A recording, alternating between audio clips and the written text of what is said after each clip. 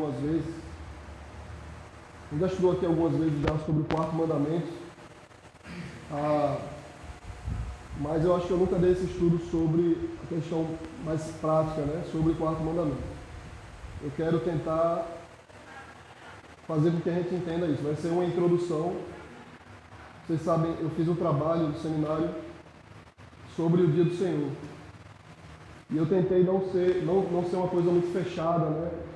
Tem essas discordâncias sobre como guardar o dia do Senhor, o que a gente deve fazer, o que a gente não deve fazer. Então eu queria trazer alguns princípios para orientar a gente a buscar entender o que significa o dia do Senhor. Especialmente porque é tão difícil a gente guardar, né? Aí eu queria tocar nesse assunto com vocês, que é importante, tá bom? Eu vou usar o meu trabalho, o que eu escrevi aqui, o que eu fiz, vou só ler. E vou tentar não ser monótono.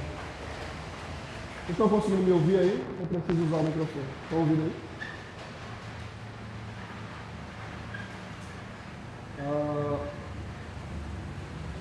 Vamos lá. Vejam só, irmãos.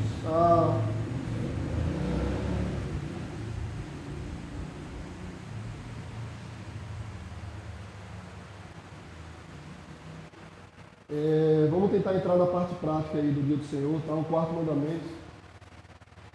Eu queria só que alguém lesse, né? Para poder entender o que a gente está trabalhando. Tiago, acho que já abriu ali, né? Êxodo capítulo 20, versículo 8. Se o Tiago puder ler. 8 a 10? Do 8 ao 11, né? Eu acho. Lembra-te do dia de sábado para o santificar. 6 dias trabalharás e farás toda a tua obra. Mas o 7º dia é o sábado do Senhor, teu Deus. Não farás nenhum trabalho, nem tu, nem o teu filho, nem a tua filha, nem o teu servo, nem a tua serva, nem o teu animal, nem o forasteiro das tuas portas para dentro. Porque em 6 dias fez o Senhor os céus e a terra, o mar e tudo que neles há. E ao 7º dia descansou. Por isso, o Senhor abençoou o dia de sábado e o santificou. Amém.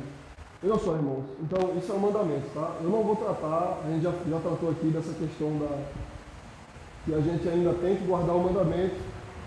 Em outra aula, a gente tratou da mudança do dia também, tá? A gente mostrou que o dia mudou. Biblicamente, e aí não vai tratar disso aqui hoje. Eu vou tentar falar da prática do dia do Senhor.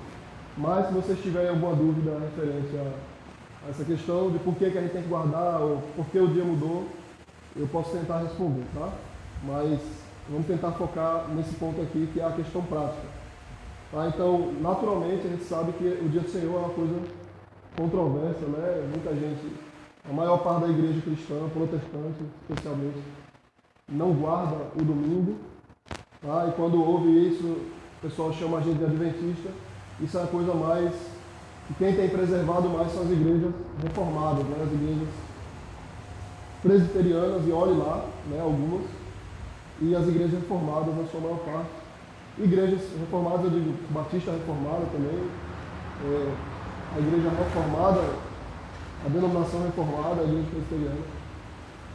Então, o quarto mandamento, irmãos, ele tem uma... Deixa eu tirar esse amigão daqui. Vai. Ele nunca quer ficar, e agora que ninguém quer ele... É outra dificuldade que a gente tem. Às vezes quando entra um cachorro aqui. É catolicismo e cachorro. Vejam só, irmãos. Então,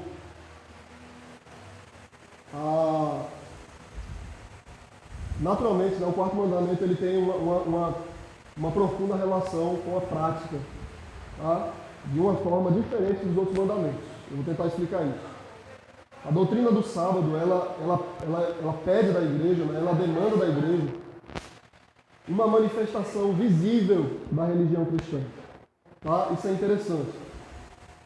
Isso se explica pelo fato de que tem um estudioso que ele diz que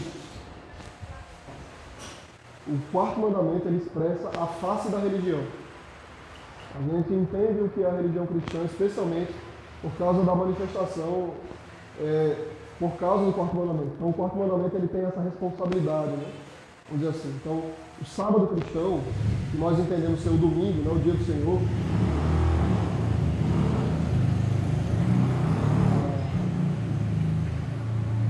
está incluso nos 10 mandamentos. Tá? Isso é importante.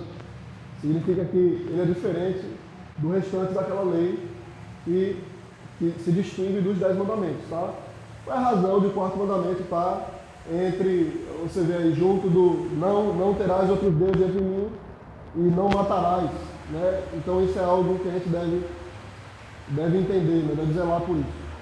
Então, ainda assim, isso é interessante, né? Diante dos 10 mandamentos, dentro dos 10 mandamentos, o quarto mandamento ele tem algumas marcas que diferencia ele, tá?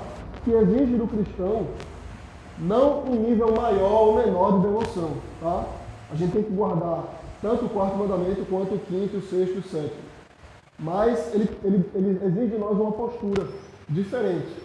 Tá? Quer dizer, é notório, né, que o quarto mandamento tem uma dificuldade maior de ser interpretada. Tá? E que, dependendo da maneira que ele é tratado, ele pode ser visto como um mandamento difícil de ser cumprido. Tá? É muito normal o pessoal associar o quarto mandamento a legalismo, né? A ser um fardo, a ser uma coisa difícil. Né? Ninguém quer guardar o quarto mandamento porque a gente sempre quer trabalhar no domingo, a gente quer assistir a Copa do Mundo no domingo. Então sempre é uma coisa muito difícil porque a gente quer fazer alguma outra coisa. Ah, eu vou tentar explicar isso. Então o dia do Senhor possui algumas marcas que podem explicar por que essa negligência, essa indisposição que a gente tem de guardar o quarto mandamento. Essas características do quarto mandamento dizem respeito àquilo que é exigido do quarto mandamento e são especialmente 3 características. Tá? Eu vou trabalhar em cima dessas 3 características. A primeira característica do quarto mandamento que diferencia ele dos outros é, primeiro, o fato de o seu caráter positivo. Tá? Eu coloquei aqui como o seu caráter positivo. O que significa isso? O fato do quarto mandamento, ele, diferente de outros 8 mandamentos, da maioria dos mandamentos, ele não começar com o não.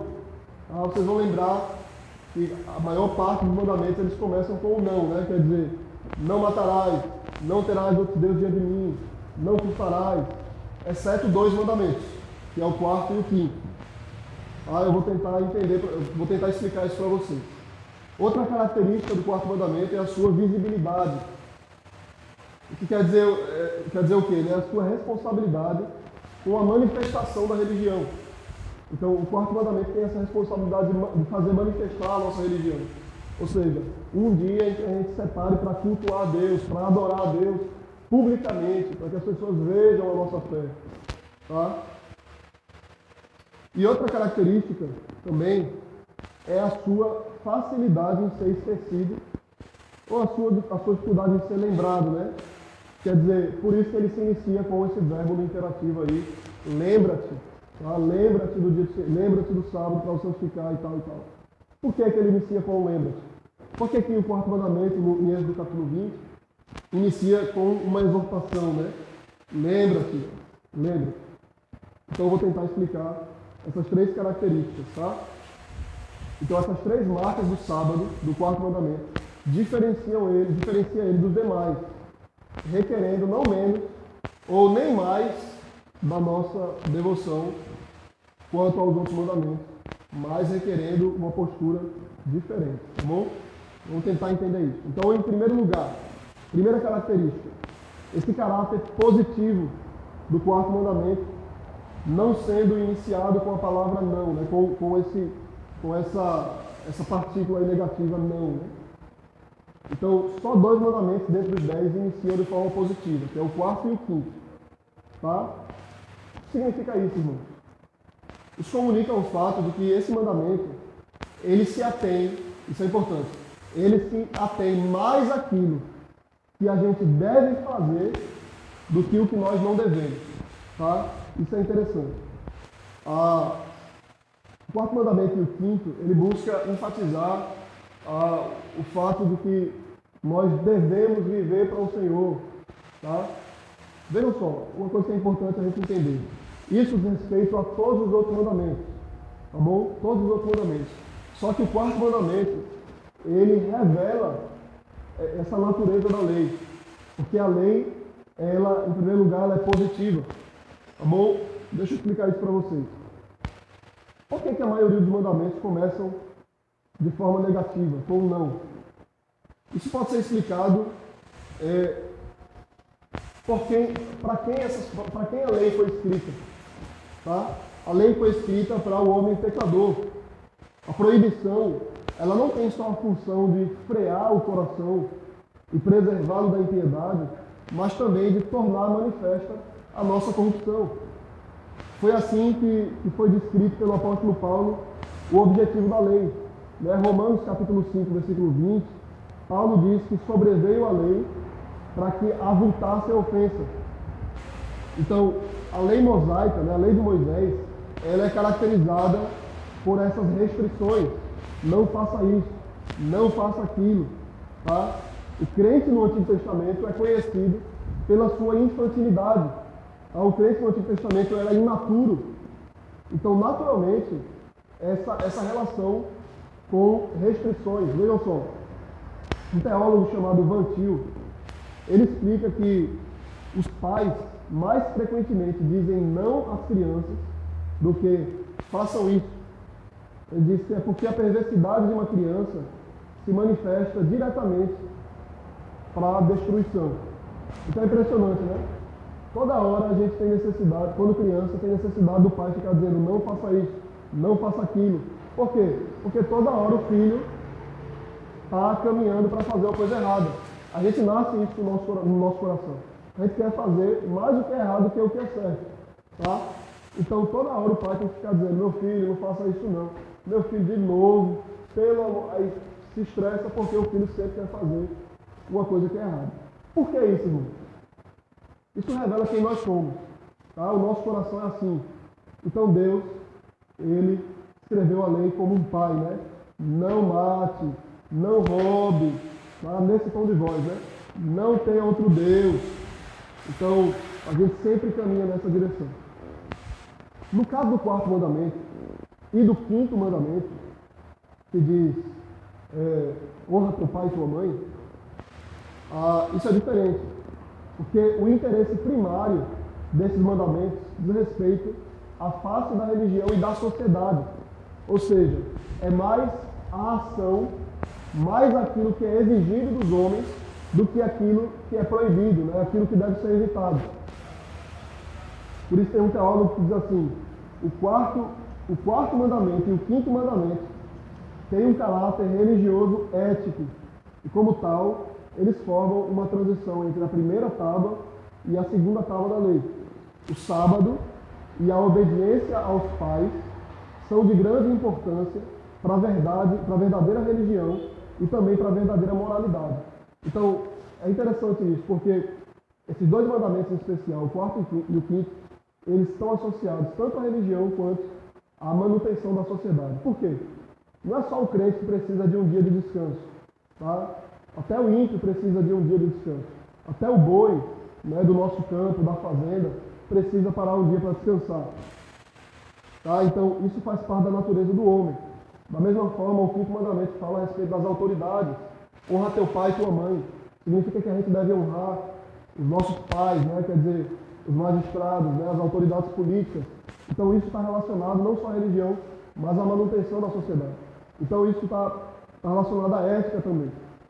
Então, o sábado cristão, ele possui implicações mais intensas quanto à responsabilidade ativa do ser humano para com Deus e para com o próximo. Vejam só, irmão, isso vai ser revelado em outras passagens também. Eu gosto muito de Isaías capítulo 58, versículo 13 e 14. Se vocês olharem lá em Isaías 58, verso 13 e 14, o profeta Isaías, né, Deus falando do profeta Isaías, ele vai falar de uma maneira bem positiva. Né? Ele vai dizer assim, ele vai dizer, cuidado, ele vai dizer assim, se alguém quiser abrir para me ajudar, vai ser bom. Mas ele diz, não, como é que ele fala?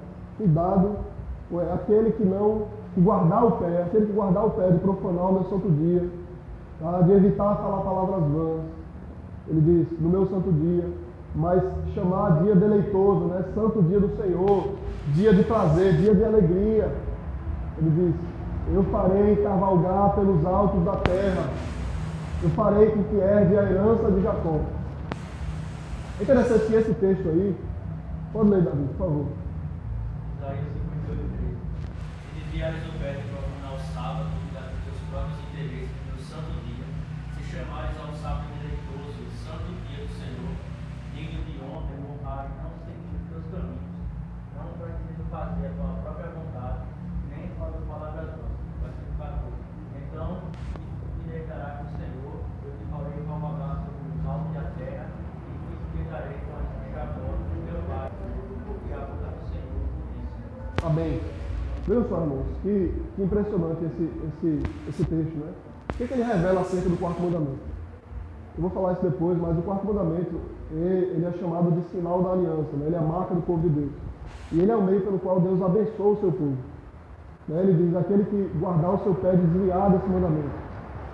O foco aí é o galardão, né? É a recompensa, porque ele diz: eu farei cavalgar pelos altos da terra, eu farei herdar a herança de Jacó. Ele diz: aquele que guardar o meu mandamento, eu vou abençoar o meu povo que guarda o meu mandamento. Que herança de Jacó é essa, né? Não quer dizer que a gente vai ficar rico, mas Deus, ele vai cuidar do seu povo. Deus, ele vai preservar o seu povo, especialmente espiritualmente, na luta contra o pecado. Imagine, se a gente dedica um dia ao Senhor, certamente a nossa semana vai ser abençoada. Essa é a proposta do quarto mandamento, tá? Que toda a nossa semana seja abençoada pelo primeiro dia da semana. Tá? Então, essa positividade do dia, o fato dele iniciar de maneira positiva, ele revela esse caráter da lei. Tá? A lei no Antigo Testamento, ela sempre ficava focando nas restrições. Não faça isso, não faça aquilo. Mas é interessante que no Novo Testamento, quando perguntam a Jesus, né? Se eu não me engano, Mateus capítulo 24, não lembro o texto agora, mas vocês vão lembrar desse texto. Jesus, mestre, qual é o maior mandamento? Então ele descreve qual é o maior mandamento, né? Ama o teu Deus de todo o teu coração, força e entendimento. E semelhante a esse, ama o teu próximo como a ti mesmo. O que Jesus fez aqui, né? Ele resumiu a lei, os 10 mandamentos, em 2 mandamentos e de maneira positiva, tá? Porque essencialmente a lei, ela é de caráter positivo, tá? Ele não diz: não tem outro Deus além de mim, mas ele diz: ama a Deus acima de todas as coisas, né? Ele não diz: não mate o seu próximo, mas ele diz: ame o seu próximo como a si mesmo. Dá um foco aí, irmão. Porque essencialmente a lei é positiva. Porque no céu, quando a gente for salvo, tá? Quando a gente for para o céu, Deus, ele não vai ficar dizendo: não faça isso, não faça aquilo, porque o pecado não vai mais existir. Então o não, ele vai deixar de existir. Tá? Essencialmente essa é a natureza do nosso Deus. Tá? Então é isso que Deus requer do homem. Isso preserva a gente do legalismo. Porque o legalismo ele é caracterizado muito pela restrição. Então, como Paulo vai dizer assim: não toque nisso, não toque naquilo outro, não faça isso, não. Isso é uma característica do legalismo, né? Não quer dizer, irmãos, que a gente não tenha que dizer não para os nossos filhos e para os nossos irmãos. Por que a gente tem que dizer não? Quando eles pecarem, a gente tem que dizer não. Quando eu pecar, eu preciso ouvir o não. Porém, existe uma necessidade de dizer não, né? Quando a gente fica enchendo o mandamento, enchendo a lei de não, e não, e não, isso pode ser transformado facilmente em legalismo, né? Em excesso de zelo, em excesso de lei que não foi trazida por Deus. Mas a gente deve lembrar sempre disso. Essencialmente, a lei deve ser, a atenção sobre a lei deve ser naquilo que a gente deve fazer. Tá?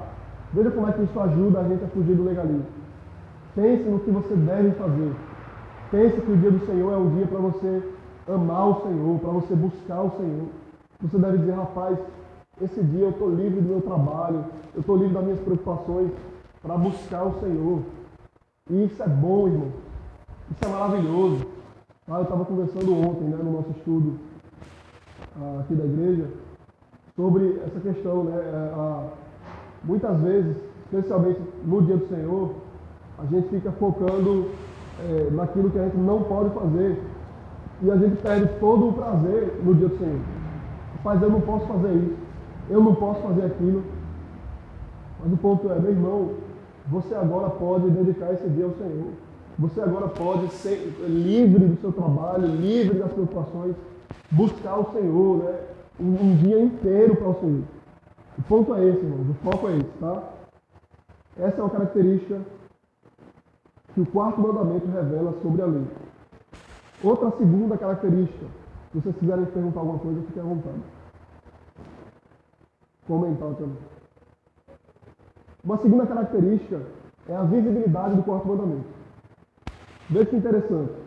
Jonathan Edwards, ele diz assim: se não fosse pelo quarto mandamento, haveria pouca exibição pública e visível da adoração e da reverência para com o supremo ser, Deus.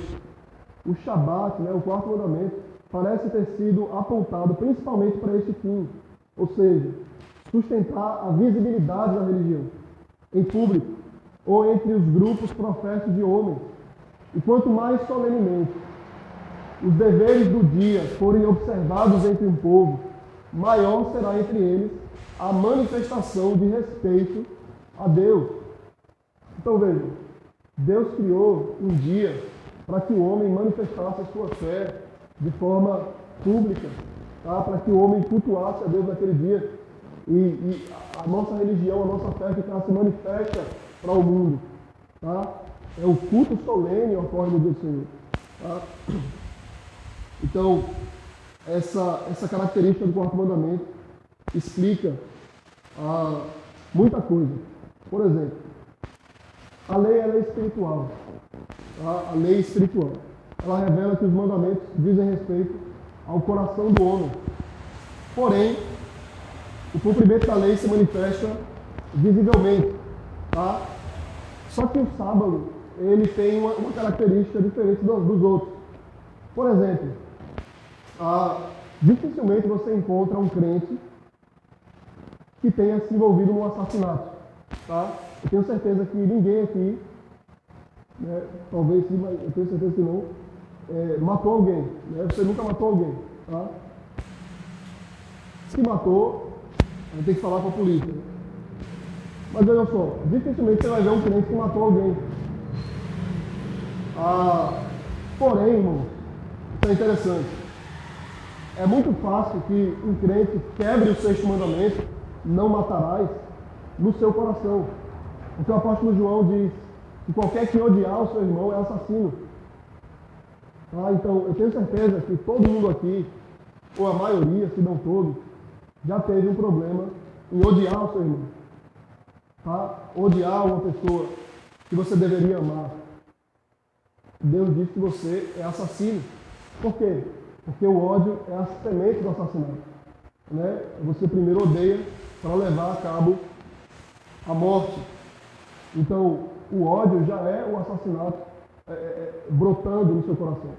Então, quando você odeia o seu irmão, você é assassino. Mas quem é que sabe? Quem é que sabe quando você matou o irmão do seu coração? A não ser que você confesse, ninguém sabe. Ninguém sabe.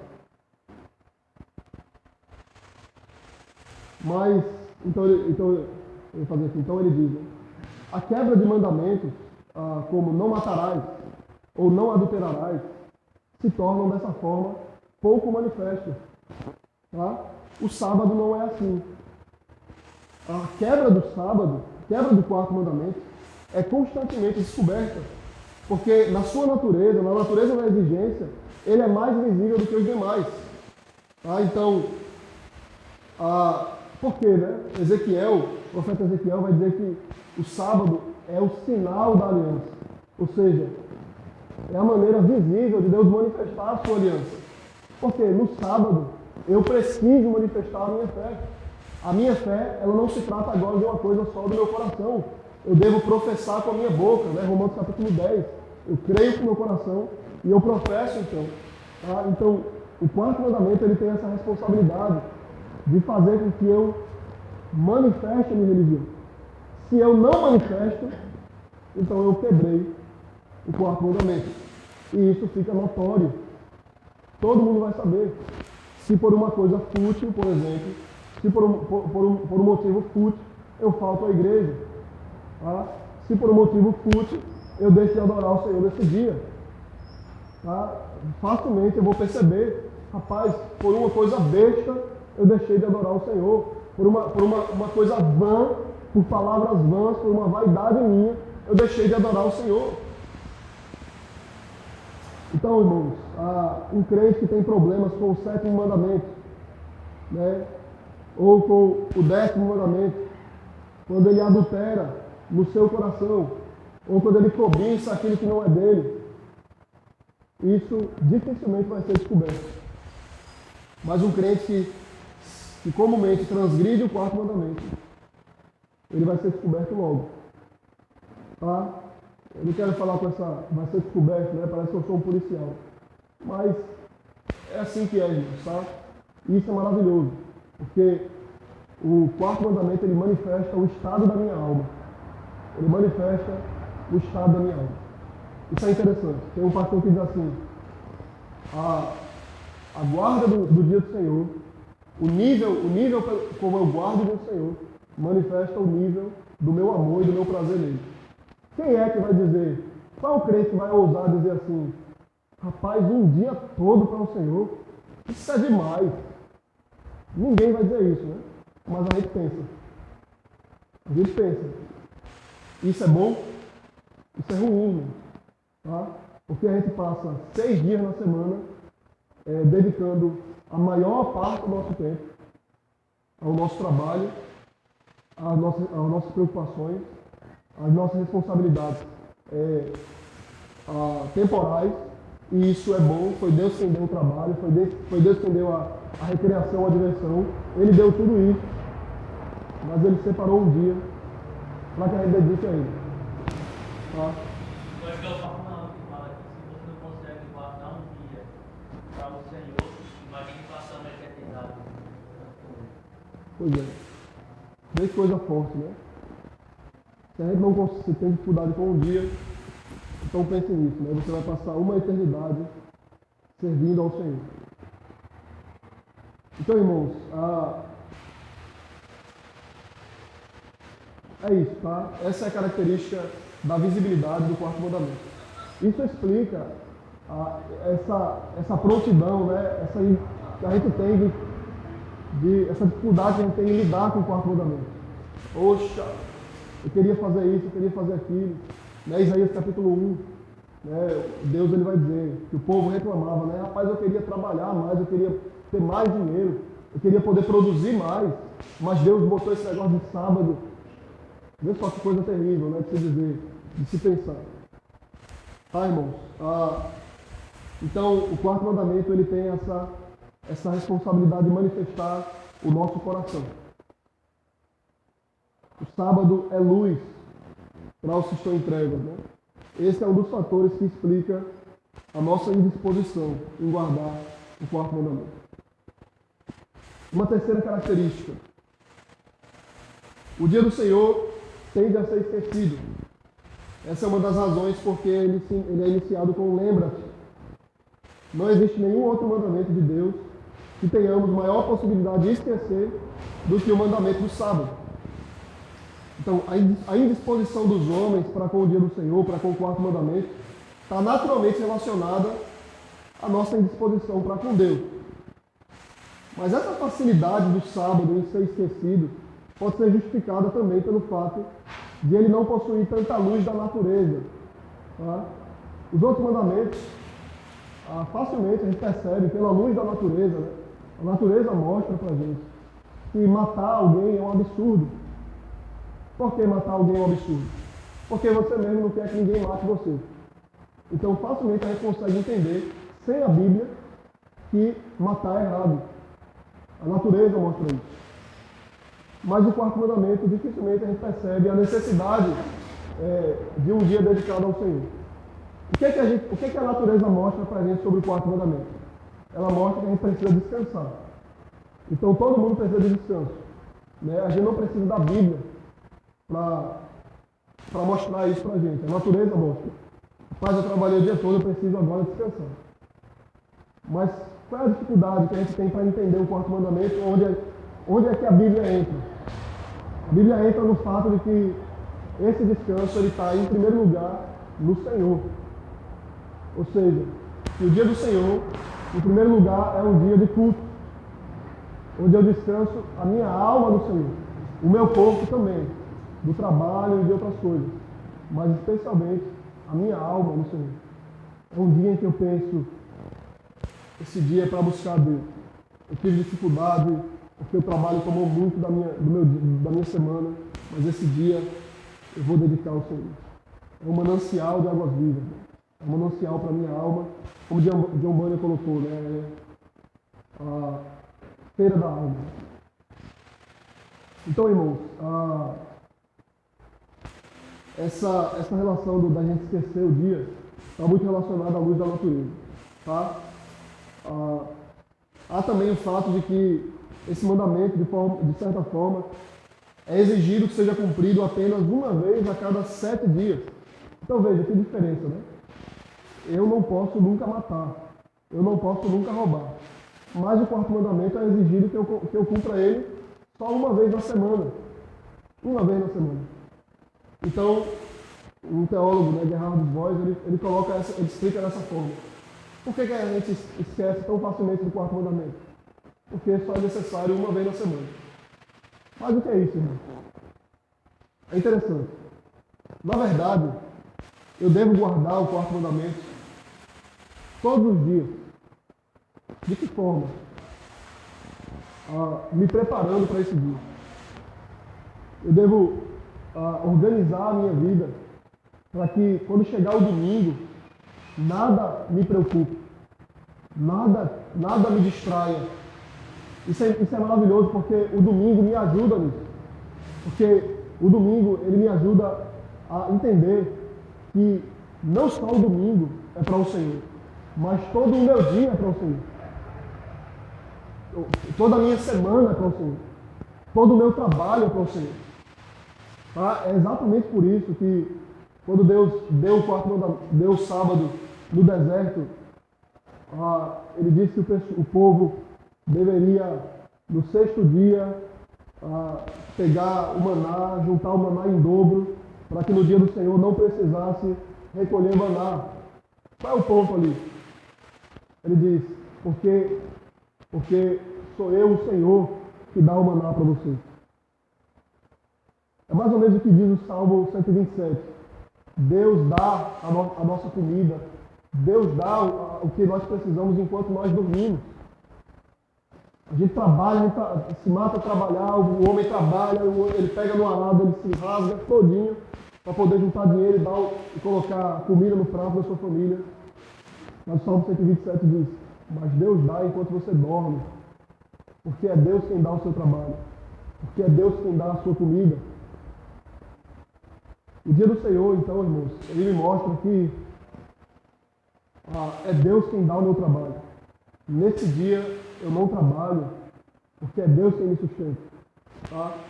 Então, o dia do Senhor revela isso. Por isso que é impressionante, né? O dia do Senhor é como se fossem as primícias. Tá? Quando, por exemplo, a primícia é oferecida, a primícia representa tudo que vem depois. É como o dízimo, né? Tem aquele ditado popular aí das igrejas que fala uma parte para o Senhor, outra parte para mim. Isso está errado de uma certa forma. Né? O dízimo representa tudo que eu tenho. Então, quando eu dou o dízimo, eu estou dizendo tudo que eu tenho pertence ao Senhor. É para a glória de Deus. Tá? Não significa que você tem que dar todo o dinheiro, né? Mas significa que todos os meus bens pertencem ao Senhor. Foi Ele quem me deu o meu dinheiro. Foi Ele quem me deu o meu trabalho.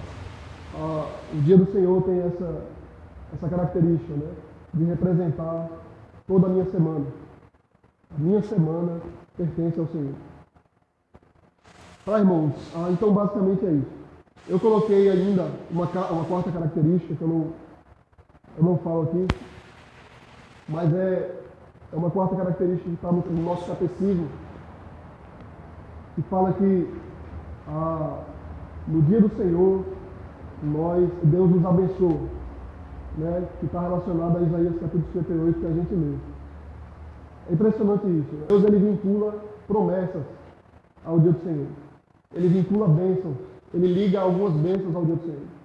E isso é o que mais vai motivar a gente a guardar o dia. Tá? Se você, irmãos, deixa uma coisa óbvia, que deveria ser tão óbvia para a gente. Se você dedicar um dia inteiro para o Senhor, para buscar o Senhor, para estar na igreja buscando o Senhor, quando chegar em casa você descansar o seu corpo, para no culto mais tarde estar disposto para louvar a Deus. E ali durante a tarde você está com a sua esposa, ou está lendo a Bíblia, ou está estudando, e dedicar esse dia ao Senhor. Certamente você vai se aproximar mais de Deus. Aquele tempo todo que você não consegue dedicar ao Senhor durante a semana, certamente Deus vai recompensar você nesse dia e você vai ser abençoado durante a semana. Por quê? Porque é óbvio e porque Ele prometeu. Porque é óbvio que se eu passar um dia para o Senhor, eu vou estar mais íntimo dEle. Isso é óbvio. Isso é religião. Mas também porque Ele prometeu. Porque Ele disse, se você guardar o seu pé de profanar o meu santo dia, chamar o meu dia deleitoso, né? Santo sábado do Senhor, eu vou fazer você cavalgar pelos altos da terra. Ou seja, vitória sobre os seus inimigos, vitória sobre o seu pecado. Eu vou fazer você herdar a herança de Jacó. Ele vai encher o nosso manancial, Ele vai encher as nossas fontes, Ele vai encher o nosso coração. Tá, irmãos? Então, sem dúvida, o dia do Senhor é um tesouro para nós. É aí que Jesus explica, quando Ele diz assim, em Marcos capítulo 2, porque o sábado foi dado por causa do homem, e não o homem por causa do sábado. É para vocês. É para vocês. É para nós. Deus deu um tesouro para nós. Um manancial para nós. E Ele diz, beba, aproveite. Tá? É para vocês. E a gente constantemente negligencia essa coisa maravilhosa, que é o dia do Senhor, o quarto mandamento. Então que Deus nos ajude, irmãos, tá? A entender. Nosso coração vai bater de frente com isso. Se vocês tiverem alguma dúvida, perguntem. Vocês vão concordar com alguma coisa, pode conversar comigo depois, ou perguntar, ou comentar alguma coisa, tá? Eu tenho uma pergunta. Pode fazer, Davi. A gente já pegou isso aqui, mas eu quero só para relembrar. Até que parte do meu pai e do Gabriel estava, quando eu falo sobre isso. Por que ele mudou o dia, do sábado para o domingo? E também, se a lei de Deus é reflete o seu caráter, que ele mudava, por que houve essa mudança? Do sábado para o domingo, do sétimo dia para o primeiro dia. Tá bom. Primeira pergunta, né, que é a mais natural, né? Por que mudou do sétimo para o primeiro dia da semana? Tá? Eu vou começar pela segunda. Segunda pergunta, né? Davi perguntou. Se Deus não muda, se o caráter dele não muda, aí a lei revela o seu caráter, por que houve essa mudança? Deixa eu responder, eu vou usar isso a meu favor. Tá? Primeiro, se o caráter de Deus não muda,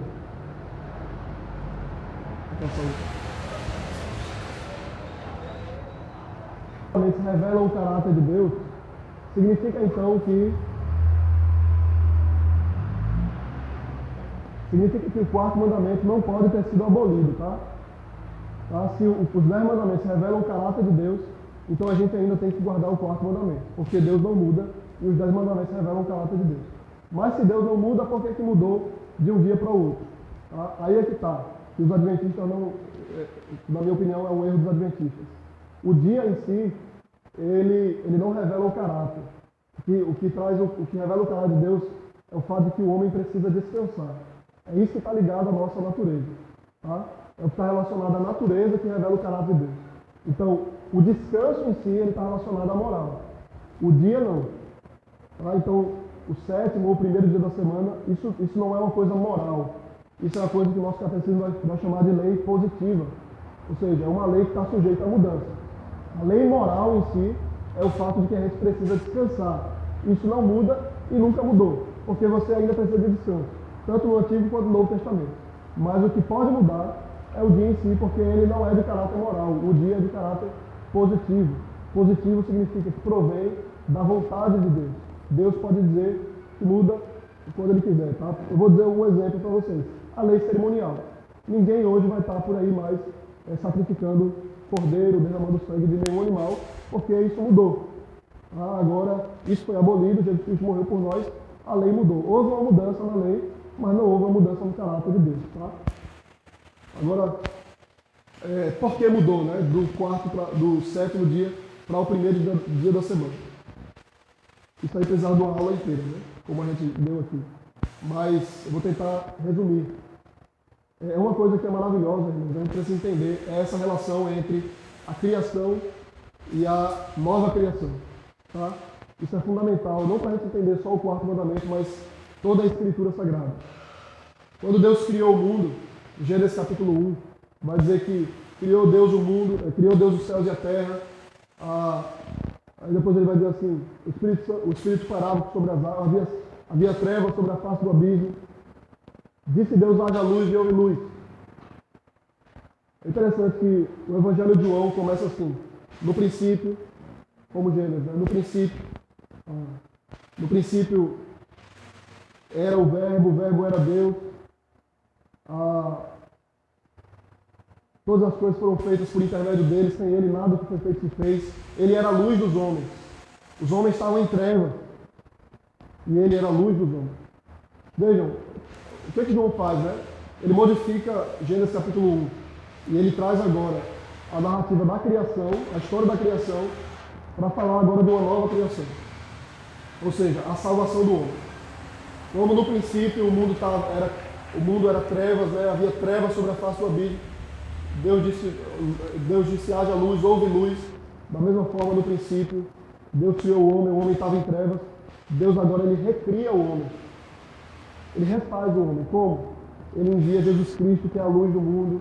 Ele tira as nossas trevas, nos salvando. Tá? Por isso que o apóstolo Paulo, em 2 Coríntios 4, versículo 6, ele diz assim: aquele que disse, das trevas vem a luz, é o mesmo que fez resplandecer a luz do nosso coração pelo Evangelho de Jesus Cristo. O que Paulo está dizendo? Ele está dizendo que quando Deus nos salva, Ele está recriando a gente. Do mesmo jeito que Ele criou o mundo lá, o mundo pecou, agora Ele está recriando a gente. É por isso que Paulo vai chamar a gente de nova criação. As coisas velhas já passaram, esse que tudo se fez novo. Então Paulo chama a gente de nova criação. Tá? Só para vocês entenderem um pouco. Aí é interessante, irmãos, que lá na lei, nos 10 mandamentos, em Êxodo capítulo 20, o texto de Êxodo capítulo 20 diz assim: lembra-te do dia de sábado para o guardar, 6 dias, aí diz assim, 6 dias vai trabalhar e o sábado vai santificar o Senhor, porque Deus criou o mundo em 6 dias e descansou no sábado. E aí depois Moisés vai repetir essa lei em Deuteronômio capítulo 5, só que ele vai mudar. Ele vai mudar a descrição aí, o fundamento da guarda. Ele vai dizer assim: guarda o 7º dia e tal, e tal, e tal, porque Deus salvou vocês. Ele libertou vocês da terra do Egito. Vejam só que interessante. Moisés ele mudou a linguagem. Antes o fundamento do 7º dia era a criação, porque Deus trabalhou em 6 dias e descansou no 7º. Mas agora o fundamento da guarda do dia é a redenção. Porque Deus salvou vocês da terra do Egito. Então, o próprio Moisés, ele relaciona criação e salvação. Por quê? Porque quando Deus salva você, Ele está criando você de novo. Ele está recriando você. Por isso que quando o salmista Davi, ele se arrepende do seu pecado, no Salmo 51 ele ora assim, diz assim, cria em mim, ó Deus, um coração puro, renova dentro de mim o espírito inabalável. A palavra criar ali é a mesma para, no princípio, criou Deus os céus e a terra. Quando o meu coração é convertido, Deus está recriando o meu coração. Quando o meu coração é regenerado, Deus está recriando, Ele está me fazendo de novo. Tá bom? Qual é a imagem perfeita que a gente tem disso? Jesus. O que é que Ele veio fazer por nós? Ele veio recriar a gente. Como é que Ele faz isso? Ele mesmo vai dizer lá em João capítulo 5, verso 17, que Ele trabalha como seu Pai. Como é que Ele trabalha? Me salvando. Quando foi que Ele fez isso? Quando Ele veio morrer por mim. Quando ele morreu por mim, ele disse, está consumado. Quando ele ressuscita no domingo, tá? No primeiro dia da semana, aquele corpo que Jesus tinha era o corpo perfeito. Tá? Aquele corpo ali era o corpo da criação restaurada. Era a própria imagem do mundo restaurado. Aquele corpo de Jesus é o corpo que a gente vai ter quando a gente for completamente restaurado, quando ele voltar. Tá bom? Então, o dia do Senhor, o domingo, o dia da ressurreição, ele representa o dia da recriação do mundo, tá? O dia da restauração do mundo, porque o próprio Jesus se apresentou com um corpo restaurado, um corpo recriado. Era o mesmo corpo, só que agora renovado. É por isso, irmãos, que o profeta Isaías, lá em Isaías 53, ele diz assim, ele fala que Jesus, ele vai ver o fruto do penoso trabalho da sua alma e vai ficar satisfeito. Ou seja, ele trabalhou o penoso trabalho da sua alma, morrendo por nós. Quando ele ressuscita, ele vê o fruto do penoso trabalho da sua alma, que é o seu povo, a salvação do seu povo. Tá? Isso foi no primeiro dia da semana, no domingo, tá bom? Salmo 118, o salmista vai dizer assim, que ele foi rejeitado pelos judeus, mas aí ele se tornou pedra angular. E aí o salmista diz, esse é o dia que o Senhor fez. Regozijemo-nos e alegremos nele. Tá? O dia da ressurreição. Esse é o dia que o Senhor fez. Tá, irmão? E aí quando a gente chega no Novo Testamento, a gente vê a igreja se reunindo no primeiro dia da semana, Jesus ressuscitando no primeiro dia da semana, ele aparecendo para os discípulos depois, de novo, no primeiro dia da semana, o Pentecostes, no primeiro dia da semana, a igreja se reúne em Atos 20, versículo 7, no primeiro dia da semana, ela se reúne de novo lá em 1 Coríntios 16, 2, primeiro dia da semana, o apóstolo João, em Apocalipse capítulo 1, verso 10, chama o primeiro dia da semana de dia do Senhor, e a partir daí toda a história da igreja primitiva, os pais da igreja, é guardar o primeiro dia da semana chamado Dia do Senhor. Tá? O Novo Testamento mostra isso claramente, na minha opinião. Né? Então, a mudança aconteceu por causa disso, seu Domingos e Gabriel. Tá? E os demais irmãos que não viram outra aula. Né? Porque na criação, o símbolo era o sétimo dia. Mas na nova criação, o símbolo é o primeiro dia, tá? Primeiro dia. O seu caráter moral a gente ainda tem que guardar o quarto mandamento. O seu caráter positivo esse dia agora é o primeiro da semana. Tá bom? Deu para entender? Então, irmãos, vamos zelar por esse dia, tá? Está lá nos 10 mandamentos. É a lei moral do Senhor. E se vocês guardarem, Deus vai abençoar vocês. É Ele quem diz, tá? É Ele quem diz. Se vocês não guardarem, se a gente não guardar, é problema para nós mesmos. É a gente que perde. Tá bom?